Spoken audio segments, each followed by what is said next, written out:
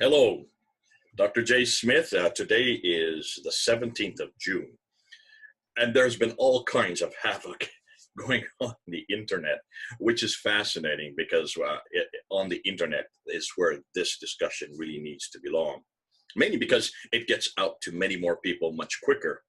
Such a broader spectrum of people who are hearing and watching, and I'm getting emails, I'm getting texts, I'm getting phone calls.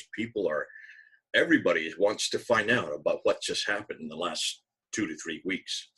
So what I decided to do, because people have asked me to do this, they said, listen, Jay, can you make sense of all this? Can you help us? Can you really put it all and put it into a sequence of events, but also a sequence of what we're talking about? Because what they're hearing over and over again is this discussion on the preservation of the Quran has everything to do with Qira'at. Qira'at, in the 8th and 9th century, late 8th, early 9th century, even up into the 10th century. And that's all that this is about. And yet there is a much more damaging debate and discussion needs to happen in the 7th century and the early 8th century, the Razm debate. And we're not talking about that. We're only over here. And I think there's an intention. I know people like Shabir Ali. Dr. Shabir Ali would like to keep it there. He does not want to get it off this debate. In fact, the vast majority of Muslims, especially academic Muslims, and Shabir Ali is one of them, would like to only make sure that we're talking about the Qira'at. He's scared to death if we get over here to the 7th century. You saw what happened in 2014 when we brought it up at that time. So what I want to do is to walk you through the sequence of not only what's been going on the internet, but also what this whole debate's about. Now, back on the 19th of May, Shabir Ali was the first to go public with it's not the first time he's done this publicly, but it's the first time that we paid attention to it, or the most people realized what he was saying. And he said very clearly at that time, on the 19th, nothing really spectacular. He just said, yes, there are different qira'ats, different readings, different dialects. He kept on saying dialects, recitations. And that's all it was. But that they did not change any belief, any doctrine, or any practice. And he must have said that over and over again, just to make sure that we realize that this still preserves the Quran, because though there are a number of qira'ats, he just said a number. He didn't tell you what number or how many changes they're talking about. He didn't want to get into that. He was very careful not to give you any numbers. When that came up, we really jumped on that, because this is great for someone of his stature, of his notoriety, and of his ability to make this kind of admission so publicly. And I put up 3 different videos, and then he decided that he was going to attack me. And so he put up an 1.5-hour video just confronting me, trying to say that I'm misguiding people, that I'm blowing something completely out of proportion. He went on with that, and then he spent almost most of the time just talking about our Bible. So he didn't even respond to that. He was saying that I put up a straw dog and then I attacked a straw dog and didn't really confront him. I'm not going to spend much time there, because that was just Shabir Ali attacking me. Then on June 8th, we had this amazing interview by Muhammad Hijab. Now, Muhammad Hijab represents the East, as what's his name? Qadhi said. He represents the traditional Islam. He represents, I would suggest, 99% of all Muslims. Muhammad Hijab is a very well-known YouTuber. He's very big on the YouTube. I think he has about 120 or 227 or 229,000 subscribers, people who get his videos. So he's very well known. Muhammad Hijab, I know very well. We've engaged with each other. If you go up on Fander Films, you'll see a debate that I did with him where he's sitting there tensing his muscles, trying to be a real, actually he looked out of the foolish, but nonetheless, he's about 6'5", 6'8", very tall. And when he would engage with me and I'm on the ladder, his face would be right next to mine. He's that tall. He doesn't even need a ladder. But he was there when we introduced the Qira'at, we introduced the different Qira'at variations. We introduced this back in 2016, 4 years ago. He was in the crowd. I showed you that clip last week. And there he was in the crowd, pulling all the Muslims away. He looks a lot thinner then, because he's put on a lot of weight since then. And he was pulling the Muslims away so they wouldn't hear this. And I assume that since 2016, he himself has gone through a crisis of faith, because then last week, on June 8th, he had a long discussion, an hour and 45 minutes, with Dr. Yasir Qadhi. Dr. Yasir Qadhi represents the West. He represents academia. He represents United States, like Shabir Ali represents Canada and North America. So the two real scholars in this whole discussion are Shabir Ali and Dr. Yasir Qadhi. So they're over here. They're in America. They're having to deal with Western academia. And so that's why they are in a completely different environment than, say, the Muhammad Hijabs over here. The Muhammad Hijabs, they are really in the traditional area, or the orthodox view of Islam. Now, Yasir Qadhi will say he's orthodox, so is Shabir Ali. They would all claim to be orthodox, but I'm trying to make this distinction so you can see why this debate that happened a week ago became so explosive. Because these people are here, and I would suggest that 99% of Muslims are in this world. And the Muhammad Hijabs represent that group of Muslims, and they are very clear that the Quran has always been preserved. They are very clear that the Quran we have in our hand today, this book right here, is the exact same book, every word, every letter. Even some would claim even every dot. Now, not all of them do, but someone would claim certainly all the letters and all the words are exactly the same as that which exists in heaven, and the Quran makes that claim in chapter 85, verse 22, that was sent down to Muhammad between 610 and 632, and the Quran makes that claim in chapter 15, verse 9. So they would have to follow what the Quran says. The Quran makes that claim itself, that it's being guarded by God, and that Allah guards it so that nothing can be changed, so there is no human intervention. They have to make that claim. They have to make that claim. Can you see the dilemma for those in this camp over here?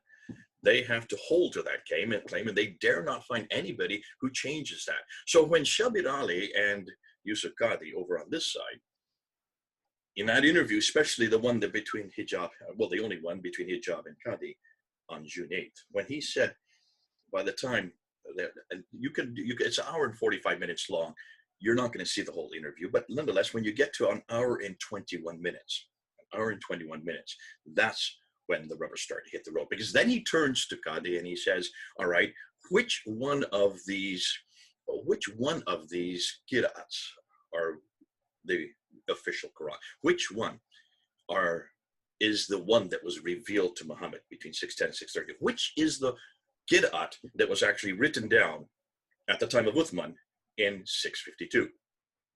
He wanted to know. He put his hand out twice to ask him, what would you write here? What would you write here? Which one of these?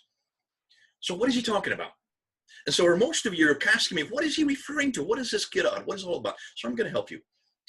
I'm going to show you what the official word is, and I'm going to go and actually look at it right now. So let's go up and let's look at this list of names.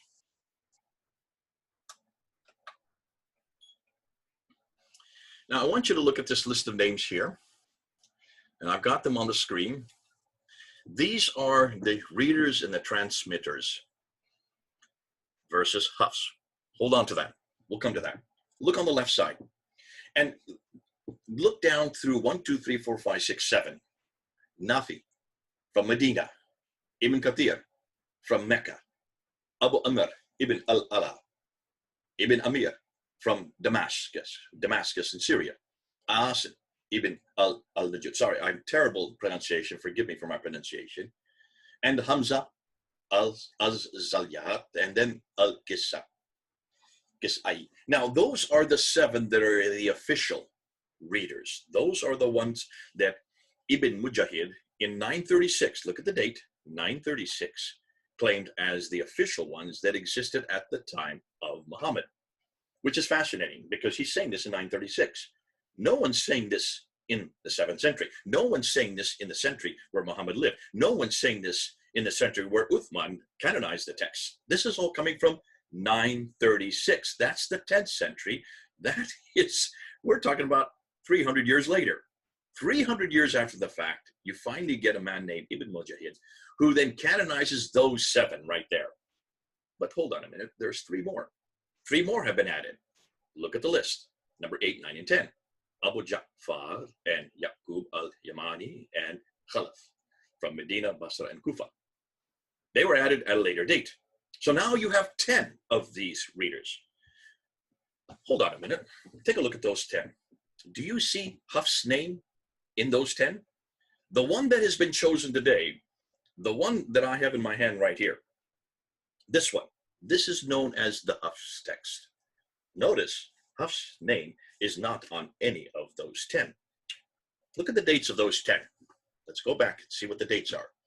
785, 738, 770, 736, 745, 773, 804, 748, 821, 841. So all the way from 736 all the way to 844, that's a 100-year spread. 100-year spread, but they're all in the 8th and 9th century. Not one of them is in the 7th century. Not one of them is in the 600s. Not one of them is someone who actually knew Muhammad, who actually was living and putting together their readings in the 7th century. But more than that, not one of them is Hafs. So where does this Hafs come in? Now go to the other two columns on the right. According to tradition, this is what the Muslims will tell you, there are transmitters. These are people who then take what the readers said and have their own derivations, have their own their own ways of putting the dots above and below the lines. That's what we're talking about. We're talking about the dots. We're talking about the diacritical marks and also the vowels, the dhamma, the kasra, and the fatha. I don't know how many times I've said that this week, but you're getting it. I think you're all getting it now. But look at the names there. Qalun, Al-Bazi, Al-Duri, Hisham, Shuba, Khalaf, Al-Layth, Isa, Ibn Warad, Ruwais, Isaac. It goes on and on and on. There's 20 of them. 20 of them that are now known as official Qira'at compilers. Along the 10 that are before, these 20 come later. Some of them were students, but you can look at their dates. They're much too late to all be their students, because look at their 9th century and one is the 8th century. In fact, the second list on the far right, I've got now in blue, and I'm going to circle in black. There is Hafs. Hafs. Where is he from? He's from Kufa. He is not from Medina. He is not from Mecca. He is not from the central part, the Hijaz. He is actually hundreds of miles away and hundreds of years different. In fact, he is 244 years after the death of Muhammad. You finally get Hafs, who died in 796. Now, remember what I said last week. I said that that to know how the Quran was compiled, you need to go to Al-Bukhari. And you need to go to 2 pages in Al-Bukhari, volume number 6, hadith number 509 and hadith number 510. I'll put them up again. I've put the same ones up over and over again. And hadith number 509 deals with the first recension, the first copy of the Quran being written down. And that was during the time of Abu Bakr. So between 632 and 634, roughly 2 years after Muhammad died. He was not alive. So the Caliph, Abu Bakr, along with Umar, who were going to be the subsequent caliph, they asked Zayd ibn Thabit to write the Quran down, write it down, because so many had been killed at the Battle of Yamama. According to tradition, around 70 were killed at the Battle of Yamama. They were the ones that had memorized it, and they were concerned that if everybody who'd memorized it died, there would be no Quran. And so they had to quickly write it down, and that's why they asked Zayd ibn Thabit. So who is Zayd ibn Thabit? He was a secretary of Muhammad. And so he writes it down. That's the first copy. He gives it to the daughter of Umar, who had been one of the wives of Muhammad, and she kept it for roughly 20 years. Now we go to hadith number, volume 6, Al-Bukhari, volume 510. We now jump 20 years. I'm going to put it up there. You can see it. This is now at the time of Uthman, 652, 20 years later. Abu Bakr and Umar are dead.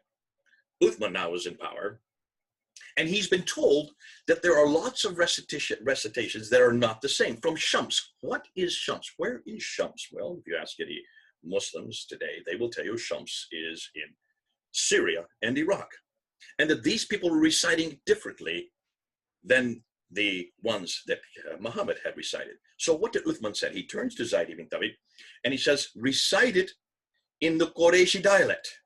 Qurayshi dialect means the dialect that existed there in Mecca, in Medina, the dialect that what Muhammad would have spoken. I'm not going to get into all that right now as to how you write a Qurayshi dialect in a script that did not have diacritical marks. That's a whole other problem. But I just want to pick up on that. Notice they're to write it in the Qureshi dialect, right? Which means it should be the dialect that comes either from Mecca or Medina. Am I correct?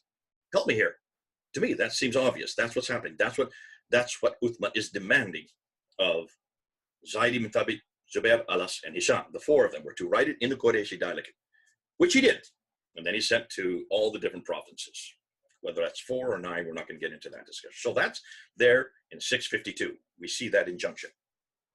However, it was difficult to know how to write it down because people, when you look at the skeletal text, the Razm, there's no way to read it unless you have dots. You need to have the 1 dot above the line makes a na, 2 dots makes a ta, 3 dots makes a tha, 1 dot below makes a ba, 2 dots makes a ya. You need to have all these dots. There are 28 letters in the Arab alphabet. 22 of them need dots. Only 6 of them don't need dots. So 22 of them need dots to understand what it means. So that's why suddenly the dots had to be created, and they were created in the mid-8th century. By the late 8th century, they were starting to write these dots down and having them included in their texts. And once you do that, it all depends on where you put the dots, because you can put the dots all over the place and get many different derivations. If you just have 3 of these little bowl shapes or smiley faces attached together, depending on where you put the dots, you can get up to as many as 30 different words. Now you can see why that this was a dilemma that needed to be rectified.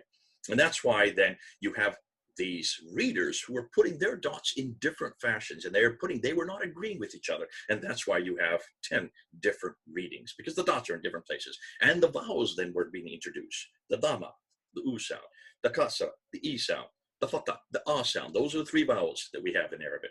And so they had to add those, and that even changes it even more. So by the time the 9th century rolls around 870, you have al-Bukhari talking about the need for 7 at the time of Muhammad, 7 of these reciters at the time of Muhammad. That was then canonized by Ibn Mujahid in 936. He canonized the 7 readings, but he says that this all happened way back at the time of Muhammad. He talks about this one fellow who heard it differently, and he grabs him by the scruff of the neck, brings him to Muhammad, and has him recite it. And Muhammad, and then he recites it. And there's 2 different recitings of the same text. And Muhammad said both are okay. There are 7, but that you don't get from the 7th century. That you get from the 9th and 10th century, from al-Bukhari. That story comes from al-Bukhari. That story comes from Ibn Mujahid, and he died in the 10th century. So can you see everything that the Muslims are claiming, all these 7 reciters that I just pointed you up on the screen, all the other 3 that were added after that, that's coming from much, much, much, much later.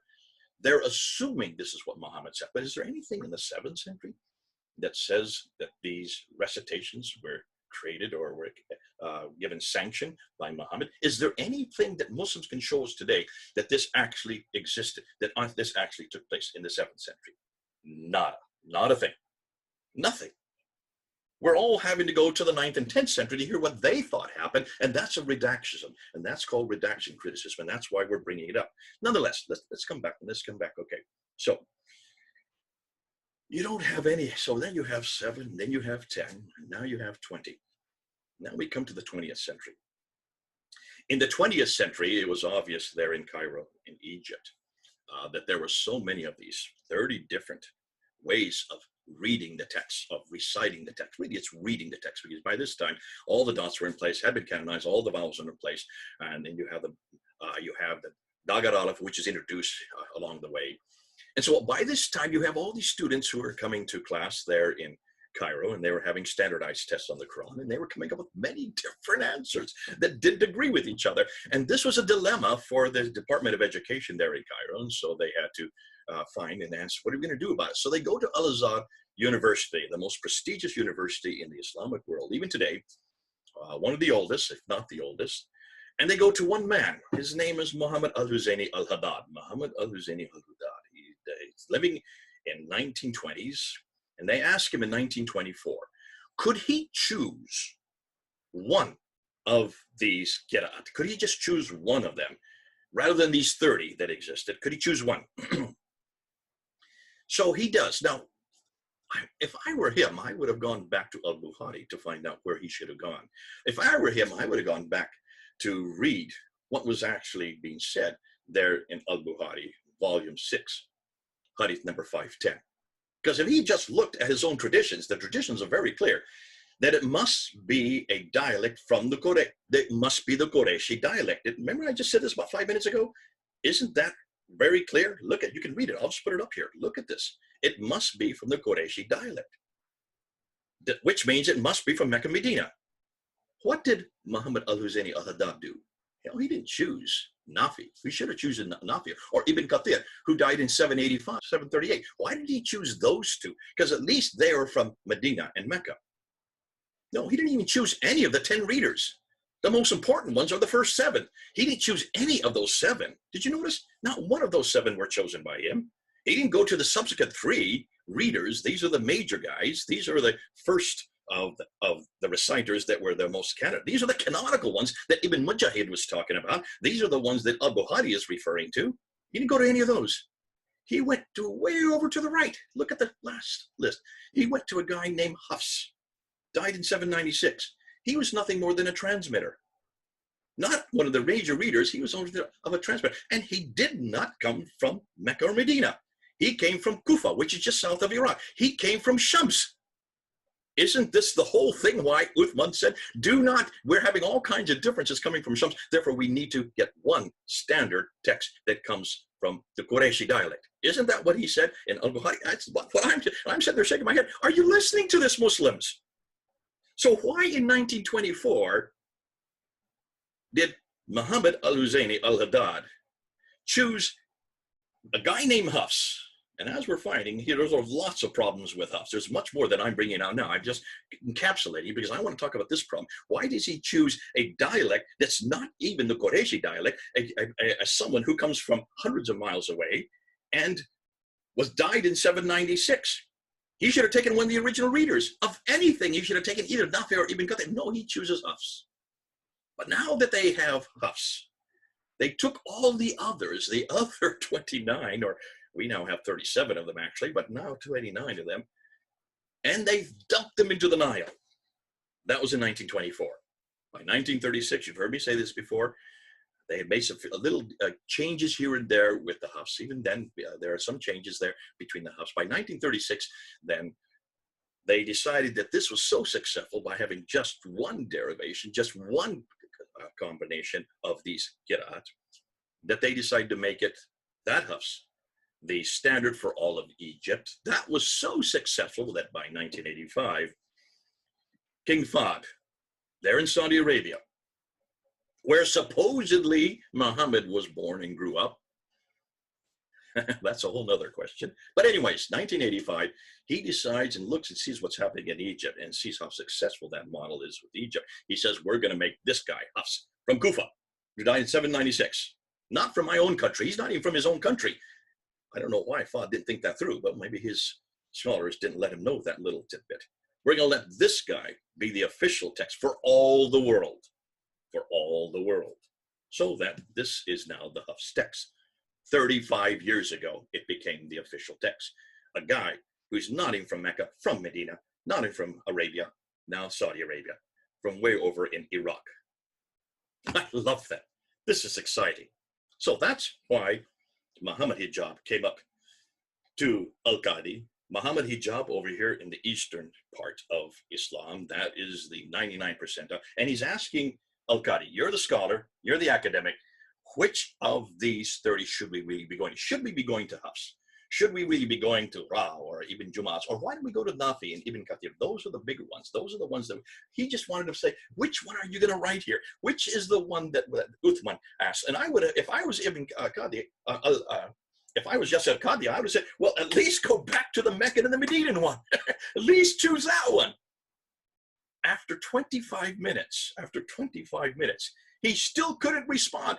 Oh, yes, he did respond. Hold on a minute. He did respond. What was his response? They're all okay. Every one of them is the Quran. All 30 of them are the Qurans. All 30 of them? Have you looked and seen how many differences there are? Hatun Tash, Who's Hatun Tash? She has no degree. She is nothing more than a Turkish girl who was part of our team. She works with me. I work with her. I just did a live stream with her this week.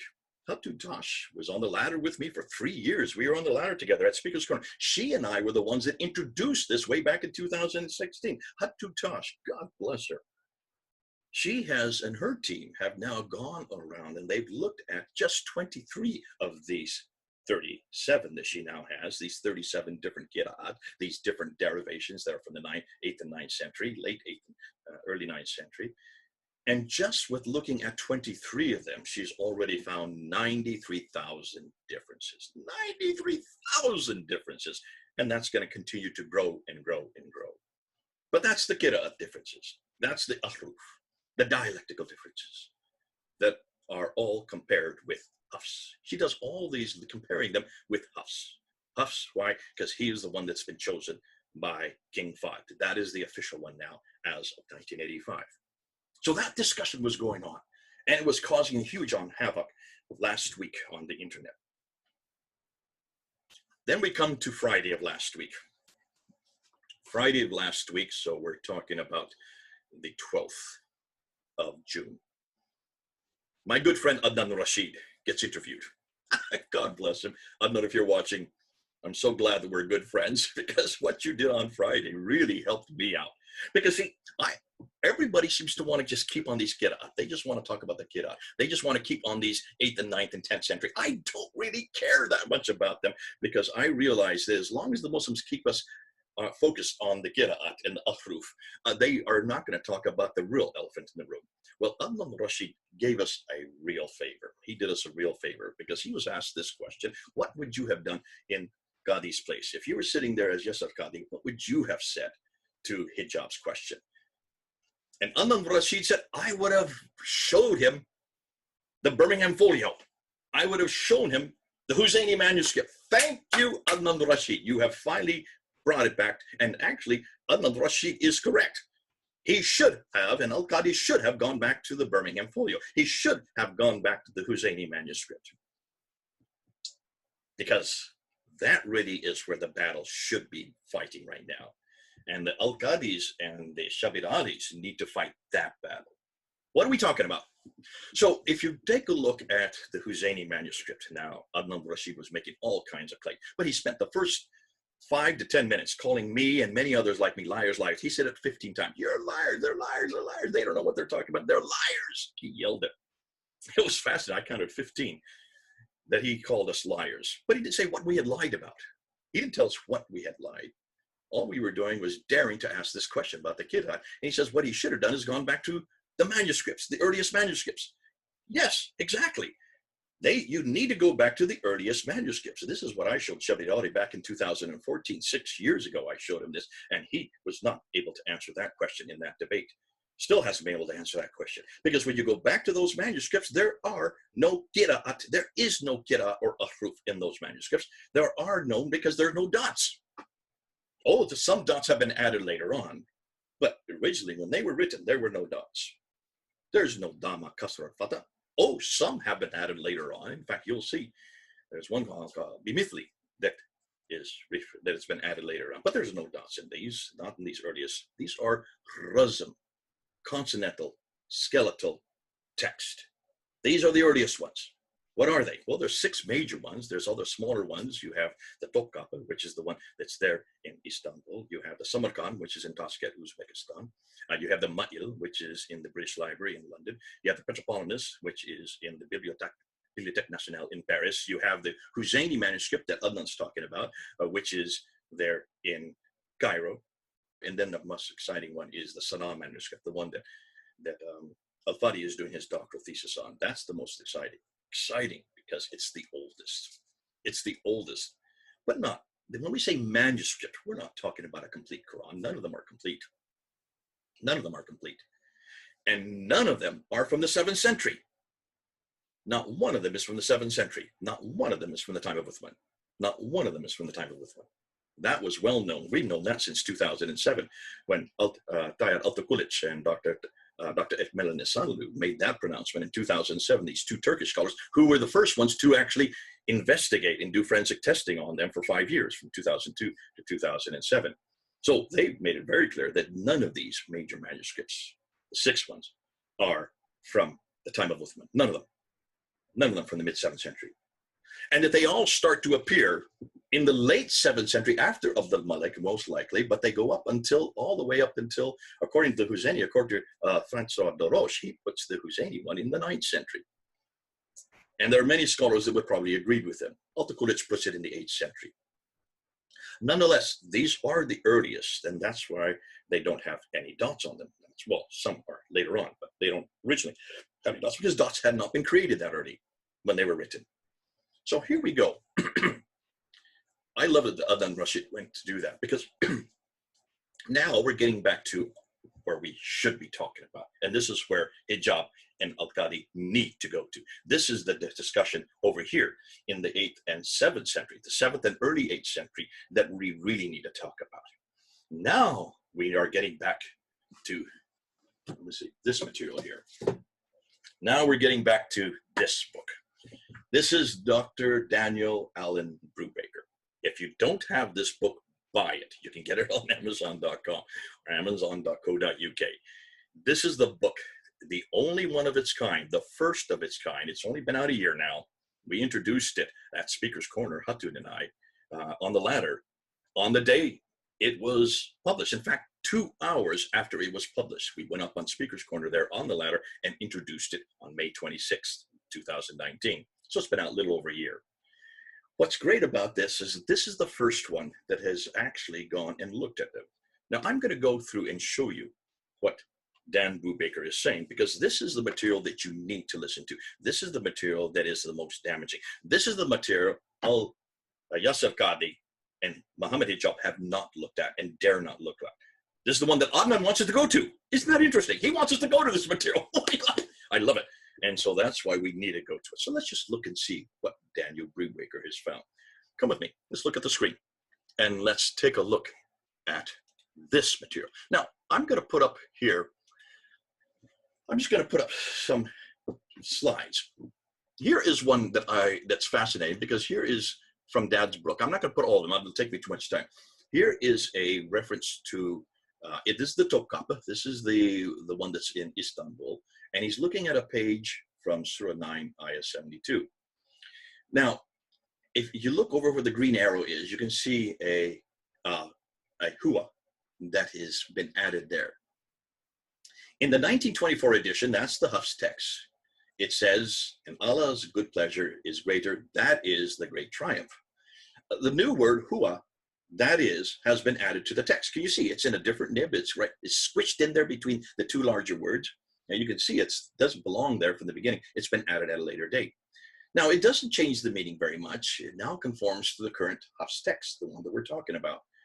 Because of hua, it uses a different hand nib and style. This suggests post-production at a much later date. So you can see there is a change of the text. They didn't need to put it in there. So why did they put it in there? To correspond with the current Hafs text that is now being standardized all over the world. Now let's go to the next one. Here we go to Surah 42, Ayah 2. Here you have an eraser in the Petropolitanus. This is the one that's there in France, in the Bibliothèque Nationale in Paris. Surah 42, number 2. Now, here you have lahum, for them, has been added in the verse. The original used to be lam he, to him, lahu. Now, instead of for him, it now is for them. So it's been made from third masculine singular to third plural, them. Or do they have associates who enacted for them? You can see it's been erased. You can even see it indistinctly. You can see the lahu in the background, and lahum in a completely different ink has been added at a later date. Why did they need to do that? Why did they go from enacted for him to enacted for them? Well, because that now corresponds with the Hafs text. Now I'll take you a look at this one here. Here you have 1, 2, 3, 4, 5, 6, 7, 8 different circles around the word Allah, the name for God. 9 different instances from a total of 12 which Dan discovered mostly in the Fustat Umayyad Codex, that's the one in Egypt. Why would scribes forget the word for their God? And do you even need the word for their God in those places? All of the ones in green, you don't need it. Only the one in yellow, do you really need it? You need it to give you give context. The other 8, it's well known that this is referring to God. So there's no reason to add them. You can see they've been added above the line. They've been added at a later date. They've been added in a different name, a nib. And can you see by doing that, the reason they have done that in those 8 instances is so that it corresponds with the Hafs text, the 1924 text. Now we get to another problem, that is called erasers. Here's chapter 30, verse 9. This is from the National Library of Russia in St. Petersburg. Here's a folio 30V, and it's on just one ayah. And they've erased between Akibatu, the fate, and Aladina of those. They've erased something. What did they erase? We don't know. You can't tell. But now that they have erased it, it now agrees with the 1924 Hafs text. The size of the eraser suggests it was about 4 to 6 letters. Maybe it could have been Kulumin, or it could have been Katiran Min. That's what Daniel's thinking. Or it could have been Al-Yahud, the Jews, or Al-Nas, the people. We don't know, because we don't have anything to go on except the erasure. But it's obvious that what was there before is not there now. It's obvious that what was there before disagreed with the Hafs text, and that's why they had to add it now. Look at this 5th example. Here's a 5th example. Now, this is actually the cover of his book. And you can see it's from Surah 6, Ayah 91. It's in the Museum of Islamic Art in Doha. The word Ilahi against him has been written over. This is number 1. Look at number 1 up on the right there. And an eraser in Surah 693 following the words Bima kuntum takulun, for what you used to say. Yet Ilahi is not in the 1924 Hafs text. It's not in the text that we have today. Now, outside of the margin, you have Allah, Allah, about Allah, has been written in the margin, but oddly enough, without erasing the Ilahi that it is intended to supplant. That should be there, because that is in the Hafs text. They put it on the margin without actually changing it around, so they kept the error so you can see it. That's lovely. Now look at number 3, and the word Aladina, whom, has been inserted where it was at first omitted. So it's been brought in because they realized, it doesn't fit the Hafs text. Now it does. Coming down to number 4, near the bottom of the page, you can see the word Ya'lamun, they know, has been written over an eraser. If you look carefully, you can see the shadow of the original text. You can still see it. And possibly, according to what Dan thinks, it's a BHMWN. Now, what's fascinating is all of these corrections outside of the one at the top, which they should have not kept out in the margin, they should put it into the text itself, all now agree with the 1924 Hafs text. I don't want to give you too many more. I want to just end with one more, because this is the one that is one of my favorites, and this is the one I love, because it is the Husseini text that Adnan brought up last Friday. Adnan said this is the best text. This is 99% of the Quran, and it was written before 790. You can go up on Islamic Awareness website. You'll see it's part of their list of 63 fragments that they have to amalgamate to get all over the place to find a Quran that's from that's 96% of the Quran by 790. So this is part of it. Boy, did he lie on that. Look up on Islamic Awareness website. It is not there. If it was there, it would be 99% of the Quran. They don't need the other 63. They could have just gone with that, because that's even more than what they're claiming. Nonetheless, what he did realize also is that the Husseini text manuscript has an enormous number of coverings, lots of coverings. Here's one, and I just want to give you this example. This is from the Musaf al-Sharif, their Husseini text there in Egypt. Surah 2, Ayah 191 to 193. I count 1, 2, 3, 4, 5, 6, 7, 8 different coverings on one page. When you look at that page, it's almost impossible. Well, it's not quite impossible, and it's almost impossible to read because there's so many coverings. It just looks like chicken scratches by the time you're finished. And you can see these coverings cover what used to be there that are no longer there. And the reason they're all covered is because whatever was there beforehand did not agree with the Hafs text. So how can Muslims say that the Razm has not changed? How can Adnan Rashid say that the Husseini text is exactly the same as the one we have today? Has he looked at even this page? Has he looked at this page? He's going to become a laughing stock because he has not done the homework. Now, I don't expect that the Muslims over here on this side, the ones like the Hijabs and the Adnan Rashid, to have done this kind of homework. They are not academics. Listen, I understand that. Adnan Rushin does not have a degree in this area. I don't know what degree is, but Al-Qadi, Yasser Qadi does have a degree. He has a doctorate. So does Dr. Shabir Ali. They both have doctorates. They live here in the West. They cannot walk away from this kind of evidence. This kind of evidence that Dan Brubaker is finding, this kind of evidence that you're going to now see, because Dan Brubaker wrote this book a year ago. He's coming out with a brand new book this month. Hold on. This is going to be another set. Because these 20 that he has listed here are just 20 of 4,000 that he has found. And these 4,000 variants have nothing to do with Girat over here. They have nothing to do with the 8th and 9th century. These are from the 7th and 8th century. These are the Razm variants. These are much more damaging. And this is where the debate needs to go. And this is where Yasser Qadi has not looked at. And this is where Shabir Ali refuses to answer. After 6 years, he still will not look at what I introduced to him there in Toronto in September of 2014.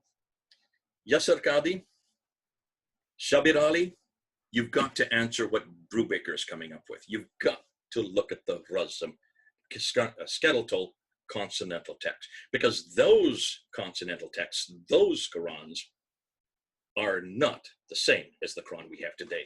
They do not parallel this Quran. So do not tell me that you have a complete Quran that goes all the way back to Uthman. Now, thank God for Dan Brubaker. He's now just as of yesterday, put up his own YouTube site. And it's called Quran Variant. Isn't that convenient? Quran Variant. Go up and look at it. He's only put up one video so far. It's only been up one day, and already 4,000, 5,000 people have watched it. This should run and run, because he's going to be putting up more videos just looking at all these variants. These are Razm variants. These are the earliest variants. These are not Girat. These are not anything to do with Ahruf. This has nothing to do with dialectical differences. This has nothing to do with recitation. This has nothing to do with readings or transmittings. This is the actual germinal text. Now, so that's number 2. Number 3 is something I want to get to. And this is something I am waiting for. When we were on the ladder there a year ago, introducing this book, Mansour Ahmad, who has been at Speaker's Corner for I don't know how many years, probably decades, one of the most prolific speakers down there, got up and put his ladder next to ours. He didn't ask for permission, he just did it. And he tried to desperately to try to confront these. But then he said something he shouldn't have. He then said, listen, Mr. Smith, we don't care about these, what he called scribal errors. These are nothing more than scribal errors. He said, we can trace a textual history of the Quran all the way back to, he first said Muhammad, then he quickly corrected himself, said Uthman, 652. A textual history of the complete Quran all the way back to 652. A textual history of the entire Quran. He said that a little over a year ago. Yeah, about 20 cameras picked it up. I've got it on mine, and you'll see I've got it now. We filmed it, and I've been showing this around the world. And I remember turning on to him, and I said, okay. Hatu and I were together, and I said, Mansour, are you saying that you can give me a complete Quran by the time of Uthman? Can you show it to me? Where is this 114 surahs? I don't want one snippet here. I don't want 2 folios that you have now been able to find that are radiocarbon dated, that we are now finding are causing all kinds of problems. That's why, because the radiocarbon datings are so inaccurate. But I don't want that. I want a complete Quran by the time of Uthman, because you're the one that's claiming that. You can trace it all the way back to Uthman. 652, 114 surahs. Where is it? He was quiet. So I said, well, what about the 7th century? I'll give you 699. Can you show me anything that goes up to 699? He was quiet again. Then he turned on me and said, you're not listening to what I said. I said, okay, what did you say? Repeat what you said. We can find 97% of the Quran, he said, by the 1st century Hijrah. That means AH, which means from 622 up to 719. I gave him 721. I gave him 2 extra years. So from 622 up to 719, that they can find 97%. Go up and see what he's talking about. You need to go up on Islamic Awareness website, and you need to go where they have all these manuscripts. And they are the ones that house them all. And he's one of the writers for the Islamic Awareness website. And so therefore he should know what he's talking about. So I went up and I looked, and I found out that he doesn't, there is no one manuscript. There's not even one from the 7th century complete. That's from the 7th century. He's talking about fragments. 63 fragments, of which the Husseini is not one of them, of which the Topkapi is not one of them. None of these are one of them, because these are that early. The Ma'il is there, the 2165 is there, but what's fascinating, even by 719, they still cannot find a complete manuscript. So Muslims, would you stop saying that you have a complete manuscript? Would you stop saying that you even know what the Uthmanic manuscript, because you have nothing to show us from Uthman. You have not one manuscript in the 7th century that is complete, not one manuscript from the 7th century that parallels this book. I'm not even talking about the Kitab. I'm just talking about the Razm text. And even the ones that you do have, the 6 major ones you do have, from the 8th and 9th century, Dan is now destroying you because they are not complete. They do not have the same Razm that we have here. So who has done this work yet? Who has done the work of looking at the Hafs text, the Razm, not the Kitab, forget about the Kitab, just looking at the skeletal text, the consonantal text, and compared it with the Topkapi, with the Samarkand, with the Ma'il, with the Protopolymus, with the Husseini, with the Sana'a manuscript? Who has done that yet? We're doing it. Hold on to what we're going to tell you. This is yet to come out. Ooh, this is yet to come out. Folks, when you hear Muslims say that the Quran is preserved completely, they have to say it, especially those over here. They have to say it because the Quran says it. Because in chapter 85, verse 22, this is the Quran that is unfettered by human hands. This is the eternal Quran. What Qira'at they had in heaven, I don't know. Which one of the Qira'at is that in those preserved times? Remember, there was no Qira'at at the time. Well, according to Islam, it was never created. It's the uncreated Quran. But when it was sent down to Muhammad, Muhammad didn't have any Qira'at because he was just repeating it. He didn't write it down in his lifetime. Zayd ibn Thabit, his secretary, finally wrote it down in 632. But there was no Qira'at even then, even though Ibn Mujahid, who is talking about it from the 10th century, said there were 7. Where and what 7? Let's not even get into that. Because you can't even come up with one manuscript that has any Qira'at, that has any vowelization, that has any dots from the time of Uthman. In fact, you Muslims can't even come up with one manuscript from the time of Uthman. Where is this Uthmanic manuscript? So you're always asking us, where's our Bible? Where's our original Bible? Have we ever said we had the original? Have we ever made that claim? We've never made that claim. And yet you are always hitting us over the head with the fact that you have the original Quran, that you have the Uthmanic recension, that you have the original Quran, all 114 surahs. You're still claiming that. And that Quran that you have in your hand, this one right here, is exactly the same as that which was finally canonized by Uthman, the Qureshi dialect, that exists in heaven. That's what you've been claiming. You've been doing it for quite a while, as long as I've been working for 40 years. And this has been going on for, oh goodness, for about 1,000 years. This has been going on. Yet we're now asking you probably the greatest question. If you are going to claim that, then show us, where is that manuscript from the 7th century, from the time of Uthman? Where is it? Don't talk to me about an archetypal Quran, an archetype Quran, a Q document. Please don't tell me of that, because that's not what you're claiming. That's not what God said in chapter 15, verse 9, when he would preserve it. If your Allah is really God, if he is really God, then how could he not even preserve Uthman's recension? Remember, Uthman, according to Al-Bukhari, chapter 6, verse 1, hadith number 510, said that he sent it all to every province. There were at least 4 provinces. Where are those 4 Qurans? If your God is really God, how come he couldn't even preserve one of them? Where is even one of those 4 Qurans?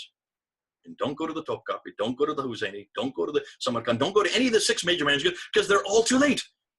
Give me that manuscript that you claim you have. Show it to me. Show it to the world. Look at the Razm, and let's compare it with the Razm of this text, and let's see if they are the same. That's the challenge I give to you Muslims. And I'll keep challenging you that. What's happened this week and the last week, and maybe the last 3 weeks since Shabbat Ali made his claim, are only over here. They're just trying to keep us on the Qira'at argument. They really don't want us to get to the Razm argument. The Razm argument is by far the more difficult argument. And if Yasser Qadhi had a crisis of faith at Yale University 25 years ago about these questions, about these Qira'at readers and narrators, if that caused him a crisis of faith, what do you think it's going to cause him when he finds out what Dan Brubaker is coming up with? When he starts reading this book, when he starts looking and see exactly the claims that they make, they can't even hold to. If you cannot support these claims, then don't make them. Don't make them. Because what we're finding out is that your book, the Quran, this book is not from heaven. This did not come from God. It didn't even come from Muhammad. It certainly didn't come from Uthman. It looks like it was starting to be put together after Abdul Malik. Ooh, have I heard that name before? Yes, almost all the videos I've been talking about since January are all dealing with the 7th century. I've been looking for, you know, that common thing we say is, where's Waldo? I've been looking for Muhammad. Where's Muhammad? Where's Mecca? Where are these people called Muslims? Where is this religion called Islam? Where is this book called the Quran from the 7th century? That's all I've been asking for 6 months now. Where is your man? Where is your book? The book of the man, the book of the man. You claim that you have the book. You claim you have the man. You claim that the book is the Quran. You claim the man is Muhammad. You claim that they lived in Mecca, that they were called Muslim, that they belonged to a religion called Islam. And you claim that that he received this book from 610 to 632. And you can't support anything you've just claimed, because everything you're going to tell me are from the 8th, 9th, and 10th century. Please stop talking about the 8th, 9th, and 10th century. I want the 7th century. I want this book that you're claiming.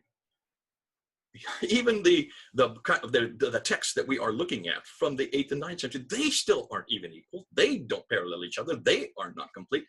And all of them have hundreds, sometimes thousands of variants with this book. That's what Dan's showing us. That's what your own scholars have shown you. Whew, I've said quite a bit. I hope that all makes sense. In the last 2 weeks, we have just been talking about the Gerat. Now we're moving over to the Razm.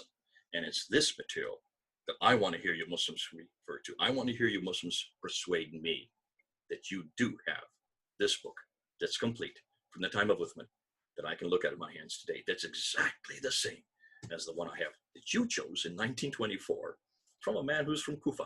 You didn't even choose the right city. You didn't even choose the right country. Oh dear, oh dear, oh dear. Anyhow, can you see why we're still asking what we're saying?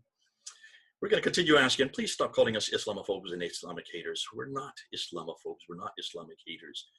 We're asking a perfectly good question, because the same question was asked of our Bible. Where do you think all these different criticisms come from? The same question was asked of our Bible back in the 1800s. Did we call anybody Christianophobes for asking those questions? Did we threaten people, call them haters for asking those questions? No, we encourage them to ask questions of the Bible. First of all, we don't make the same claims. We never made the claims that you Muslims have made about your Quran. This is not eternal. Well, it's written by men. We know whose names they are. We put the names on them. Sent down? No, it was not sent down. Revealed, yes, and inspired by God, but each one of those men wrote in their own styles. And yes, we do have 4 Gospels, not 30 like you have. We have 4, and they all agree. Oh, they say it different ways, but they all agree about what Jesus said and what he did. Has it been changed? Yes, we would admit there are changes. We know where they are, and that's because we've done our homework. We even warned the reader, be careful of these verses. There's about 40 of them, just 40 of them that we're talking about. Be careful of them because they're not in the original, or should say the earliest Greek manuscripts. That's all we're saying.